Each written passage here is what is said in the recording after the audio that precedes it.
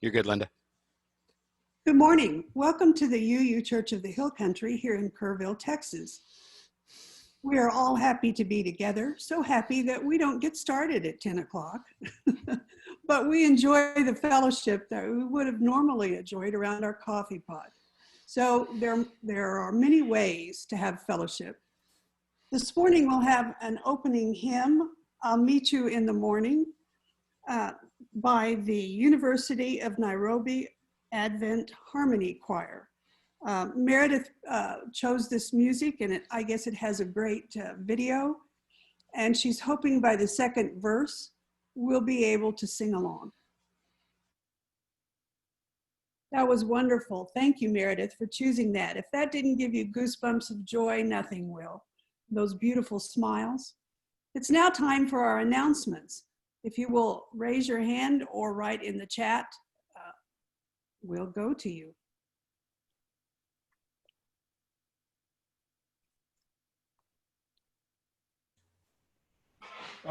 Many of you have been out to U-Bar-U before. U-Bar-U now has some e-events. So if you go to ubaru.org under events, there's an e-events listing there and a schedule, and you can sign up there on that tab. In particular, I've got a couple events that I'm doing, a couple Zoom sessions.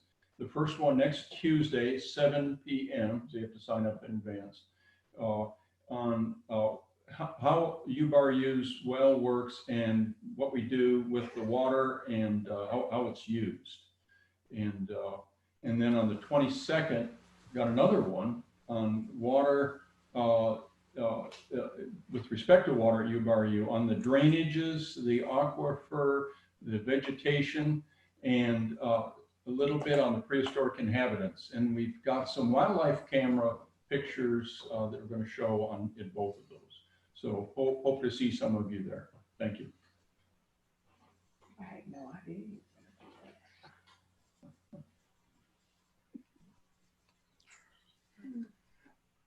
Anyone else? No, you're not. Oh. Okay, you wanna... Yeah. Go ahead. Yeah, Linda suggested that I announce that we're going to be cleaning up part of the river side this on Friday morning, probably around 9 o'clock. If you'd like to participate, let me know today, or let me know before Tuesday, because I'll call them up and maybe they'll have some extra t-shirts. You'd be welcome to come.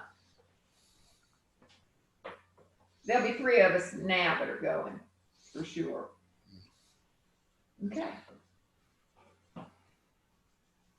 All right, and just a second, Mike. Let me get you. Go ahead. Where do you meet? What? Where will you meet? Where will you meet? Well, I'll have to tell you that on Wednesday or Thursday, because I've forgotten where I said we would clean up. Okay. That was last month. I can't remember anything that long. I understand. But I'll tell you, it'll be, it seems like it's going to be west of town a little bit, but I'm not sure. So I'll let you. Okay.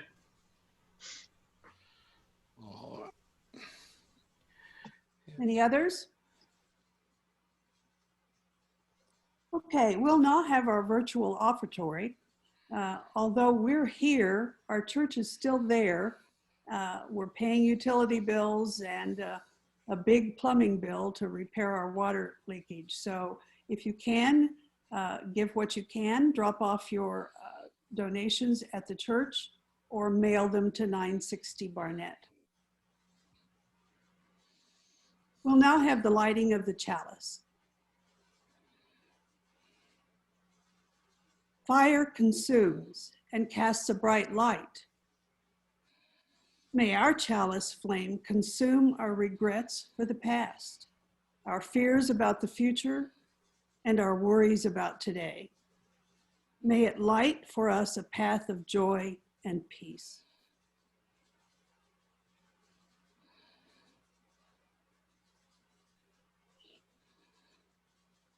And now, We will share any joys or concerns that we have on this lovely Sunday morning when the world, followed by our affirmation, which will be on the screen. Please join us in reading those in unison.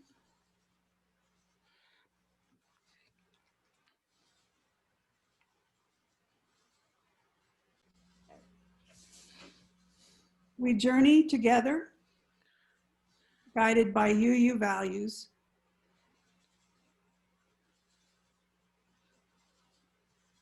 to seek, nurture, and serve our loving church family and our community and our world.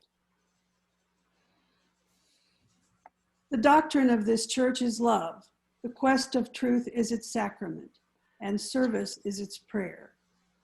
And this is our great covenant: to dwell together in peace, to seek knowledge and freedom, to serve humanity in fellowship, as we strive to have all souls grow into harmony with the divine.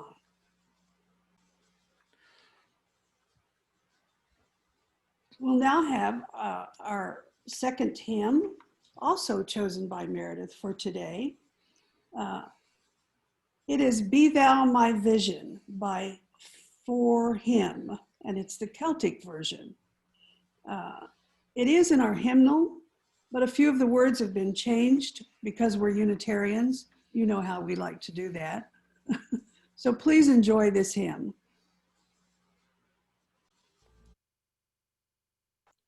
And now, Donna will share with us the third and final in our series, The Christian in Me. The Christian in Me. These are the words of Bruce Clare. This sermon in a three-part series, The Humanist in Me, The Theist in Me, and The Christian in Me. In this series of sermons, there is much more we could do. The first week, the subject was The Humanist in Me, and last week it was The Theist in Me.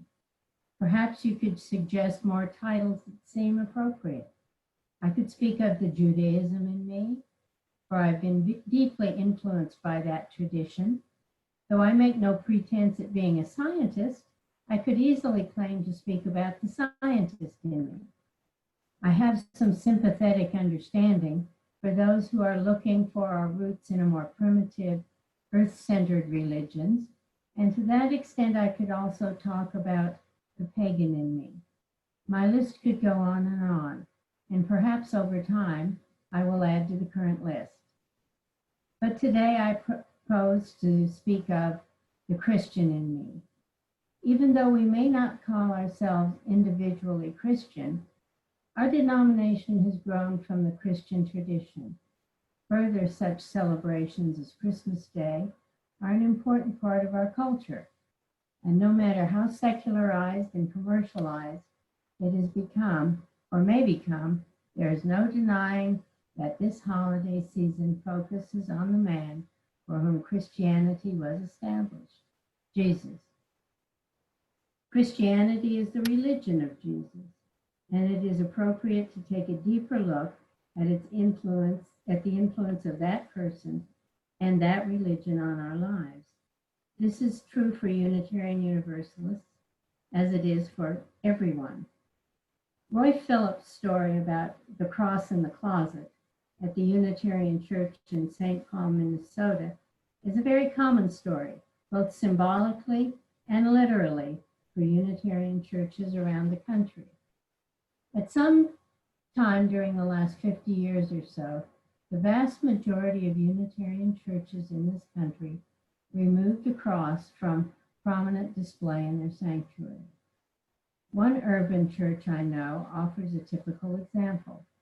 The cross was only there in front until about 20 years ago. Its removal was only mildly controversial. Most people in the church believed that Unitarianism had grown beyond its Christian roots, and the cross was no longer central to their religion. A few strongly objected, but their opposition to removing the cross had more to do with the importance of tradition than it did with theology. It was removed from the main sanctuary and placed in the small chapel in another wing of the church. Over the years, the chapel was used less and less until eventually it became a storage place, like a large closet. Today, in the main sanctuary, where the cross used to be, there hangs a large, beautiful tapestry of the Tree of Life. This has become the visual focus for the congregation. At All Souls, our covenant is a visual focus in our sanctuary, and many people, especially new members, comment on how meaningful it is. Once in a while, though, when I hear a comment about how wonderful the covenant is, I hear it described as being where the cross is supposed to be. In New England, where some of the oldest churches are Unitarian, it's fairly easy to identify them. Instead of a cross on the top of the steeple, there is usually a weather vane. What goes around comes around, they say. Today, a number of Unitarians are reconsidering our almost universal decision over the last century to remove crosses from the positions of prominence in Unitarian churches. One of the earliest criticisms came in an article written about 15 years ago by Duke Gray, then the minister of the First Unitarian Church of Chicago. Duke entitled his article, "Was Dracula a Unitarian?" He pointed out an interesting coincidence. In the 1600s, Unitarian flourished in a section of Europe known as Transylvania. And of course, today, Transylvania is best known as the legendary home of the vampire Dracula. Dracula was frightened of crosses. In the presence of a cross, Dracula would lose his power, cringe in fear, and run away. Duke suggested that Unitarians today, like Dracula, suffer from an ailment he has called cross cringe. We are afraid of them, he said. When we are around them, our feelings range from mild discomfort to rigid antagonism. There is enough truth in what Duke said that most of us recognize. What he means is the talk about cross cringe. I think the truth is more complicated than that. What I would like to do this morning is symbolically bring the cross out of the closet, dust it off, and look at it again. When I'm done, we may wish to put it back in there, and that's all right with me too. My plea is that it not be summarily discarded and that we know where it is in case we need it. I also want to talk in the context of my own life and my own religious views.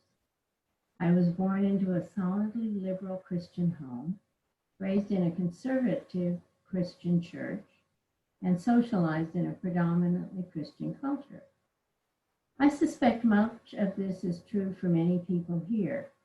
You and I still live in a predominantly Christian culture. It is impossible for me to deny that there is a lot of Christian in me, though I sometimes may foolishly try to deny it.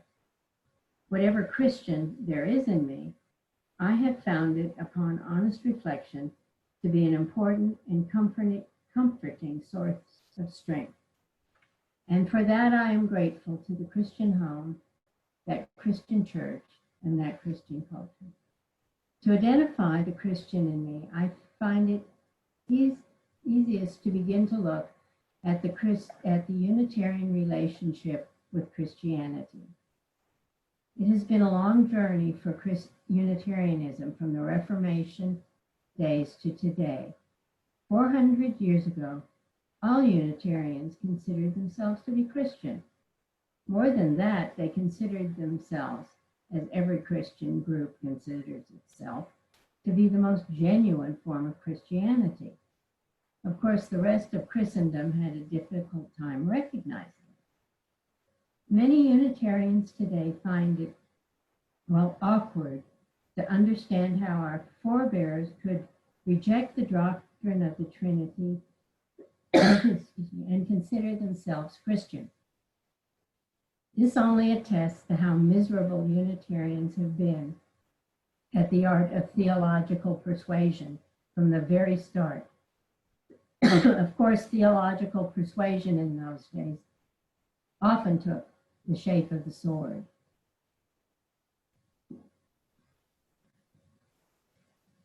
The early Unitarians were thoroughly biblical in their convictions. I'll explain their position briefly, but I won't dwell on it. The distinction between a Unitarian Christian and a Trinitarian Christian is perhaps best explained by the distinction Unitarians often make between the religion of Jesus, the religion that centers on what Jesus taught, and the religion about Jesus, the religion that centers on who Jesus was. To the extent that there is a Christian in me, it is decidedly the religion that Jesus taught rather than the religion about Jesus. There are two radically different religions in the New Testament. Remember what your grandmother called the red letter Bible? Those were Bibles printed specially so the words of Jesus appeared in red print and everything else appears in black. Believe it or not, your grandmother was promoting a Unitarian Bible. Because if you examine only the words of Jesus, that is the teachings of Jesus, you will find nothing remotely resembling a Trinitarian formula, which asks us to worship him as if he were a God. Nothing. All such talk came from those who lived after Jesus did.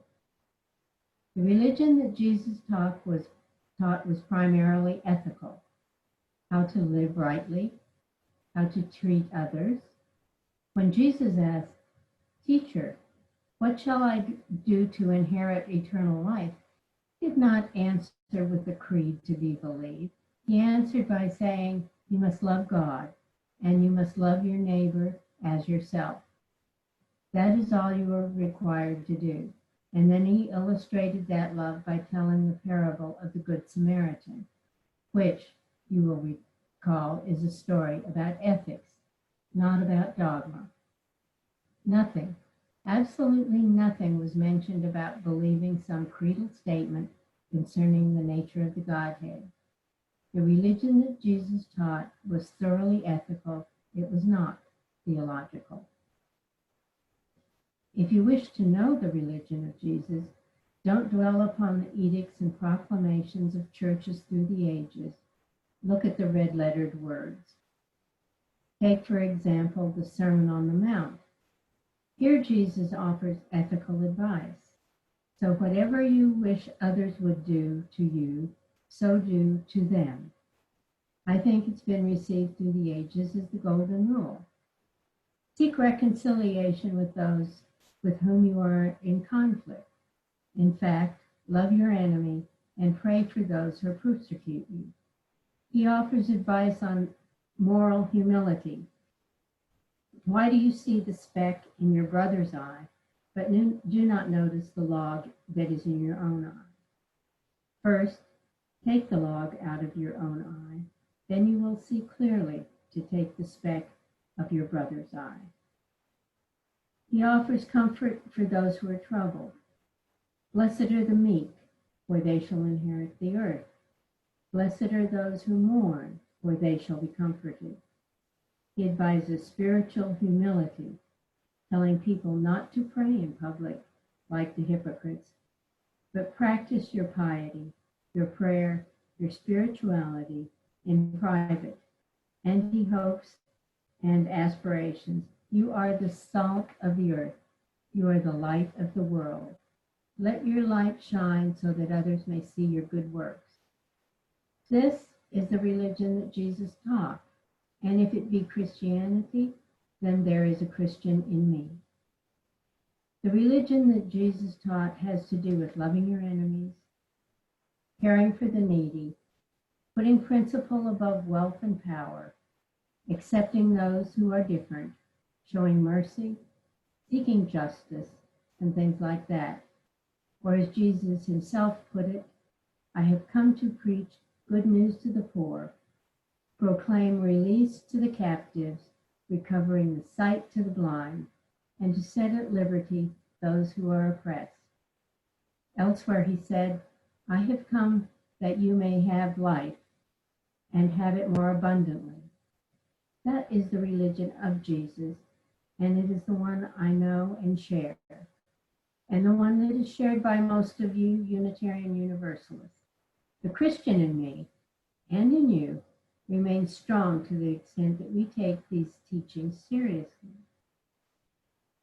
Unfortunately, there was much to happen to Christianity that was to shape it, or at least a large part of it, into something other than what Jesus taught. After Jesus died, others came along and taught a different religion, a religion about who Jesus was. The focus of this new religion shifted attention away from the teachings of Jesus to a belief about the divine nature of Jesus. The earliest and most prominent proponent of this new religion was Paul the Apostle, the author of most of the New Testament. But you don't find many red letters in the books he wrote, because he did not teach the religion that Jesus taught. He taught a new religion that centered on the doctrine that Jesus was some form of God. The distinction between these two religions is significant. In one, Jesus is human. In the other, he is God. The crucial practical difference for me, at least, is the one of accessibility. If he is human, even I can aspire to follow his teachings based upon his life. If he is God, his life is no longer a model for my own and no longer accessible. How can I aspire to be like a God? Some people are perplexed that a Unitarian Universalist observed a Christian Christmas holiday, wondering why we should do so if we don't worship the God, Jesus. To me, the key is found in the issue of accessibility, that Jesus was like me. The Christmas story is the birth of a child in the most humble of surroundings, being raised by the most ordinary of families, but arising to the heights of moral and spiritual accomplishment. To me, the story loses its power if, in fact, the ordinariness of the person Jesus is left out of the plot. Christmas is a universal metaphor that only gains in its power if it is the story of a real person. In describing the Christian in me, I have spoken so far mostly of the teacher, Jesus. Let me say a word about the religion that grows out of his teachings. Christianity, it is no secret that Christianity has had a rather checkered past. On one hand, there is the legacy of persecution, violence, and oppression. It has been used to justify evils ranging from slavery to the suppression of women's rights. On the other hand, Christianity has been the inspiration for great feats of generosity and benevolence. Hospitals and schools and children's homes and charity organizations have been formed in our society mostly out of Christian motivation. In most cities, there are probably more Christian-based social welfare organizations that provide help to the needy than any other agency. No one can deny that Christianity has given comfort and hope to countless souls over the centuries, and surely this must count as significant. In 1821 sermon, William Ellery Channing spoke of how Christianity has been a support to the masses of people, even those who didn't fully understand their own faith. It has had, he said, an exalting and consoling influence, a power to confer the true happiness of human nature, to give that peace which the world cannot give. This supports the faith of thousands who never read and cannot understand the learned books of Christian apologists who want, but perhaps have words to explain the ground of their belief, but who hold the gospel with conviction more intimate and unwavering than mere argument ever produced. I mention this aspect of Christianity simply to honor the fact that it has, over the generations, offered profound hope, courage, and comfort to many. Hope, courage, and comfort are essential to any religion, and to the extent that my own religion contains them, I recognize Christianity as a major source for these values in me. But I return once more to the history. Over the following centuries, Unitarians held firmly to their belief in Christianity as it was taught by Jesus.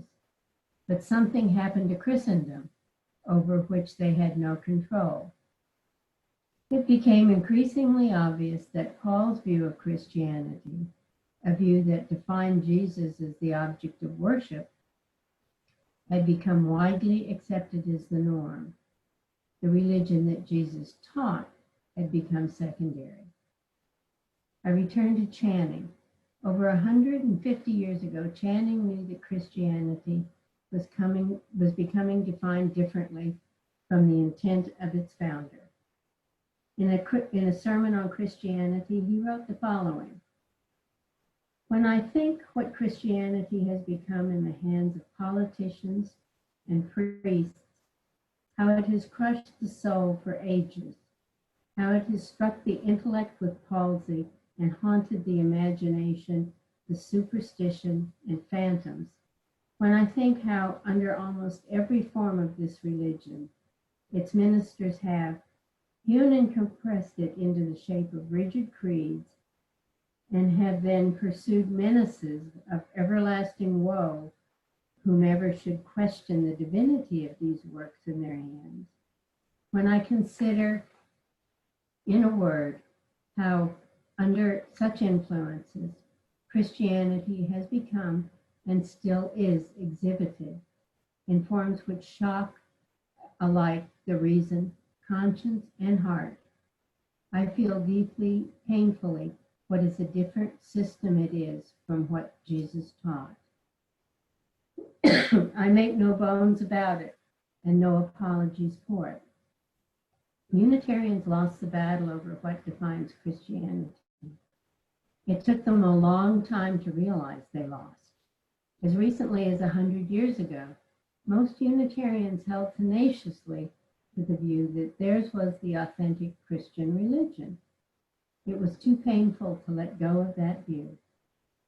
So in the last century, many Unitarians have let go of the cross and for the most part have placed the cross for safekeeping in the closet. Letting it go wasn't easy. In the 1880 debate centered on a statement of a covenant for the Unitarians and whether it should recognize we follow the lordship of Jesus or the leadership of Jesus. Leadership won out. Later, the phrase became the spirit of Jesus. Today, our denomination covenant does not even mention Jesus by name. Instead, it recognizes the contributions of Jewish and Christian teachings, which call us to God's love by loving our neighbors as ourselves. The religion that Jesus taught is still very much a part of us. But the religion that is taught about who Jesus was, which today owns the name Christianity, has little to do with us. Maybe I'll make it through this. I tell the story of the Unitarian journey with Christianity because it is sometimes parallel to my own story and the story of many Unitarians today. What Unitarians experienced over 400 years of history was a grand metaphor for what I had experienced as an individual when coming into adulthood. While running from adolescence into adulthood, I tripped over a paradox. There it was right in front of me, but I couldn't avoid bumping into it. What churches say is not what Jesus said, but it is the churches, not Jesus, that have the final say. So at some point in my life, I cannot isolate to a specific day or even a specific year, but at some point I realized that I had to content myself with not being Christian. I had to let go of the label.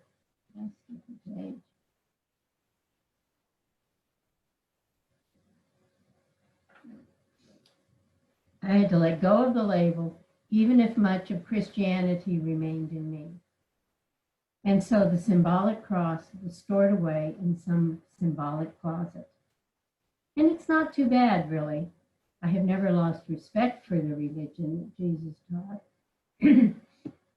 All of the things he said, there are only a few with which I disagree. And there are a few that I don't understand. But the vast majority of his teachings I find to be profound, inspiring, and true. But since the churches seem to define Christian differently, most of us have forsaken the label and closeted the symbol of the cross.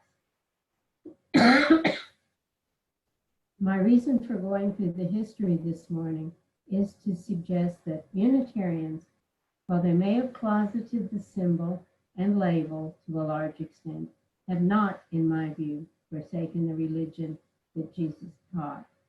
At least I don't feel I have. I have said most of us have forsaken the label Christian.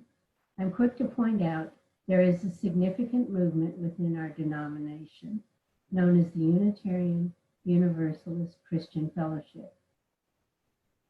This group of Unitarians proudly and gladly claims the label Christian, and I suppose I am proud and glad they do too, for they refuse to let others define it for them.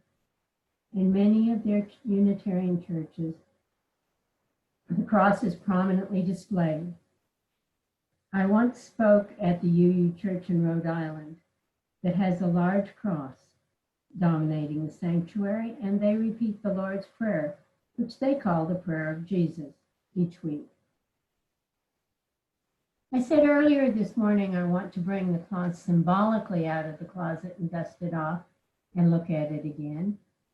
It is important to do so from time to time, I think, because Unitarians, including myself, too often succumb to a very unhealthy trap. A key cornerstone to our outlook is tolerance. One cannot understand our principles without knowing how important it is for us to practice tolerance of other religions. We learn this mostly by being a minority religion ourselves. Too often, I'm afraid, our tolerance has a blind spot, and that blind spot is Christianity, especially the Christianity that demands loyalty to Jesus more than loyalty to what Jesus taught. By identifying this blind spot in our tolerance, I am talking about myself as much as anyone else, because I often catch myself in this trap. As a rule, you will not find me publicly criticizing Buddhism. No, sir. If I talk about Buddhism, it's to praise it, not to bury it. And just about anything I have to say about Judaism is sympathetic and understanding. I like nothing more than to strike up a conversation with an American Indian who can tell me about his native religion. I'm all ears and comparatively open even with a Scientologist, a Mormon, or a Hare Krishna who would elicit a tolerant response from me. Why is it then that tolerance becomes so much harder for me when the subject is a Christian religion? David Rankin, a Unitarian minister in Detroit, tells of the time he spoke at a Unitarian church in Philadelphia. He chose Christian symbolism in literature as his topic. After the service, he was asked to attend a sermon discussion in the basement. He was greeted by an angry man who shouted, "We have a free pulpit in this church, and we don't want any of that Christian garbage." Like W.C. Fields, wrote Rankin, I have never returned to Philadelphia. Why is it that tolerance seems so much harder for us when it comes to Christian religions? I think I know why. Those of you who have been, as I have been, a parent of a teenager know that what the books say about adolescence is often true. Those of you who are going to be parents of a teenager, read those books carefully. The books say that, among other things, a teenager is going to rebel. The teenager will ignore anything you say and have little tolerance for your views. This is actually healthy, the books add encouragingly, because the adolescent is shaping his or her own identity as separate from his or her parents. If all goes right, after the teenage years, when the adolescent has a secure self-identity, then he or she will be able to relate maturely again to the parent on equal terms. They may disagree, but they won't be quite as disagreeable, or so say the books. Well, Jesus might say in a parable, Unitarian is like unto a teenager. Christianity is our parent. It gave us birth. After a very long childhood, we are now in our long teenage stage of rebellion, creating a separate identity, which is healthy, I suppose. Like any other teenager, we are learning separation, and we have very little patience for our parents. I suspect that might be why we find it easier to be more tolerant towards the Rastafarians than the Baptists. This analogy could, of course, be taken far too literally, but the lesson is sound, I think. It takes a certain maturity to be tolerant, and it takes a certain security in one's identity to risk being tolerant. Part of being tolerant with regard to Christianity is recognizing and honoring the Christian in us. I've taken the cross out of the closet today, in part to remind myself and to remind you that our religious parent does indeed have something of value. I hope by taking it out once in a while, we can feel it easier to understand and appreciate its value and not feel threatened by it. We will probably not make the cross central again, especially as long as Christianity remains a religion about Jesus more than a religion of Jesus. Nor would I want the cross central if it meant restricting, narrowing our religious views and search and vision. But neither should we altogether remove the cross and the tradition it represents. We should take it out once in a while, dust it off, and honor it. Like the cross in the Unitarian Church in St. Paul, move it around. Now you see it, now you don't. Those are the words of Bruce Clare.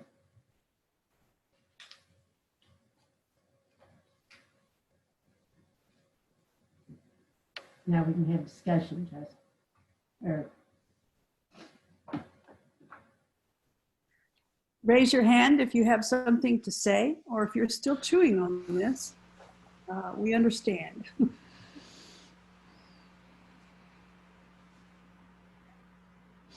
Okay, Jill, 1 second. Let me get you on there. Okay, you're live. Was one of the ones with an opinion first. That really struck a nerve with me because I'm one of those intolerant UUs. And I remember when Gary and I were first dating and he came to the UU church, he would say, "Why are you so hostile to Christianity?" And my answer was that it's the default in our culture, and you can find a Christian church on any street corner. And if you want that, you go there. I want to be free of it because I got free of it. Maybe I'm still that angry teen. But that part of the sermon really struck a nerve with me.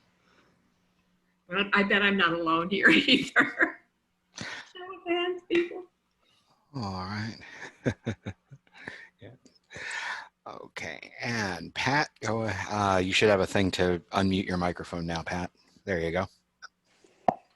The Christian in me, you know, I was raised as a Lutheran, rebelled as a teen, would not take communion, refused communion, much my mother, I was embarrassing her in church because I wouldn't take communion. She was very angry with me. But, you know, I call myself an agnostic because I find that I always have a just in case in me.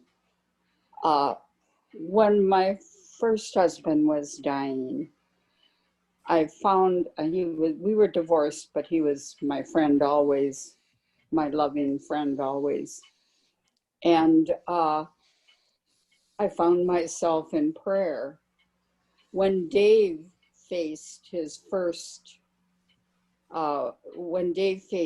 open heart surgery, I found myself sitting in an empty church and thinking, just in case, please, please, if you are there, give us strength, give us strength.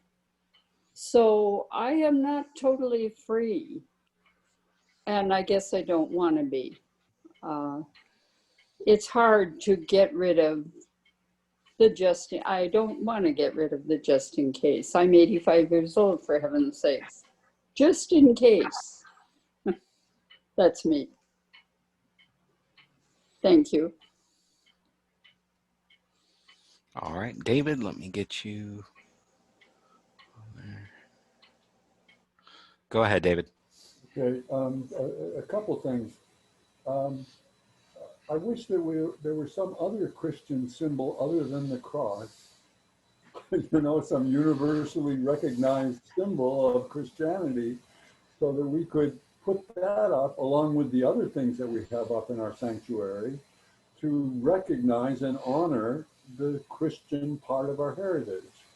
I don't think there is any such thing, but it has often bothered me that the cross, with this emphasis on Jesus died for your sins, the whole emphasis on death and the cross has always felt to me to be the wrong aspect of Christianity to celebrate or honor. And then the other unrelated thing I want to say is what really struck a chord to me, and I've always felt, is the minister's emphasis in the sermon on the teachings of Jesus, especially the Sermon on the Mount, which I am proud of being part of that tradition, and I also see, and I've always thought after much study that in the Sermon on the Mount and other of Jesus's teachings, the origin of progressive political views. Communitarian political views. And I'm proud of that. And I think it's no accident that movements like socialism grew up in the West, in Christian countries. It's no accident. It's people trying to live according to Jesus's teachings and accomplish Jesus's goals. And I certainly am proud of that and proud to be part of that. Linda? Oh, Carolyn's looking a little excited. Let me go ahead and get her on there as well. When people here ask me what is my home church, or so on, I tell them I'm a Unitarian, and very often it's like I had said I belong to a satanic cult. And and they say, well, what is that? What is that? And I say, we practice what Jesus preached, what Jesus taught. And then I carry our little affirmations around with me, and I tell them, I say that. And I agree with David completely. I was brought up as a Christian Protestant tradition, and I value a lot of that. And it's interesting, my neighbor here in Kerrville is a retired Episcopalian minister, and she and I have had many discussions about current Christianity, how Christianity has been so bastardized, and what's happened to it with the evangelicals and everything. And she is appalled at her own belief system. Christianity, what's happened to Christianity. So it's a very great sermon. I thought it was wonderful. I really enjoyed it. All right, and June. Yeah. Am I on? Yes. Okay. Yeah, I was raised in a home where we had to be Christians by God, and we had to be baptized by the time we were 13 because it would be a family disgrace if we weren't. So naturally, I rebelled against that quietly at first, and then openly. And it was such a joy to come into the first Unitarian church I attended, because I felt at home there like I had never felt in the Christian home that I was born into. As I have gotten older, I really have come around to more of an acceptance of the things Jesus taught. I have my red letter Bible in my desk, and I was thinking when David was talking about symbols, I'm foggy about the history of it, but weren't fish at one time a symbol of Christianity? And I think loaves and fishes would be a night. I'd be happy to see that up on our banner. Loaves and fishes, both of them. But I doubt that that's going to happen. But that would be much more palatable to me. So, thank you, so to speak. Karen, go ahead. I'm glad David said what he did, and June, especially what June said. After I read this sermon last Sunday, we came home and we printed them off, and I read this one also.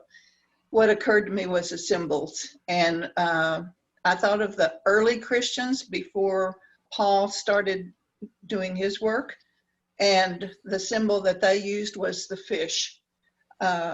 To let people know, let other people know that that was part of who they were. And the fish, like June said, it kind of symbolizes the story of the loaves and fishes that Jesus did. A couple of other images that come to my mind that might be a symbol is one is a boat. One of my favorite pictures of Jesus is the boat, and where he's talking to his disciples and other people, teaching his principles. And my most favorite is Jesus sitting on a large rock with children around him at his feet. He's teaching and talking to children in children's language, his principles and thoughts. So those are just three images that I have, but a couple of symbols, one being the fish. Okay, Carolyn, let me turn your microphone back on. The fish is definitely a symbol. You see it often in companies that want to call themselves Christian companies or run by Christians and stuff. They'll, in their ads and their business logos and stuff, there'll be a little fish. And then the people who are anti-creationists have the fish with feet on it, you know, like for evolution. So it's definitely a major Christian symbol. Another thing about crosses too, one of the reasons that indigenous people all over the world accepted the cross as a symbol was because it had the four directions and the four seasons and the four of everything had been the cross had been used for thousands of years as a symbol.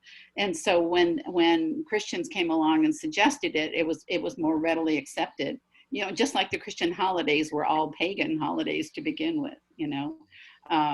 So anyway, maybe we could just move the cross a little bit. Oh, Jill? Okay, 1 second, Jill. Let me turn you're live, Jill. Go ahead.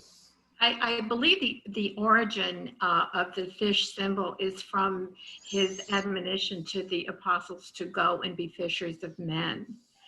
And one of the iterations of our chalice, if you look at it with the circle, the double circle, and then the chalice like this and the flame like this.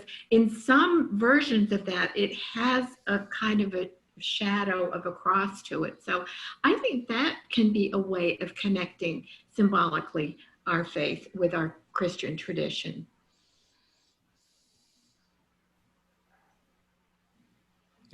Linda, go ahead. You're live. Well, first of all, this kind of confirmed for me what I learned about myself in building your own theology. When I got through with that and wanted to describe myself, it was that I was a spiritual humanist. And I found myself in each of these sermons, a portion in each of these sermons, which intrigued me, and I wondered how you did. The other thing I wanted to comment on the symbol is some of you were here for the big hubbub about building the cross on the hill for the, the Glory Garden Yeah. that's up behind the car dealership as you come into town. And one of the most endearing, I thought, messages about that cross was a woman from Fredericksburg wrote a letter to the editor and said she'd been shopping in Kerrville with her 6-year-old grandson. And as they were leaving, she commented about the cross, and he said, "Grandma, that looks like a lowercase t." So from then on, every time I see that, I think of that sweet young child that saw it in a different way. And we might do the same.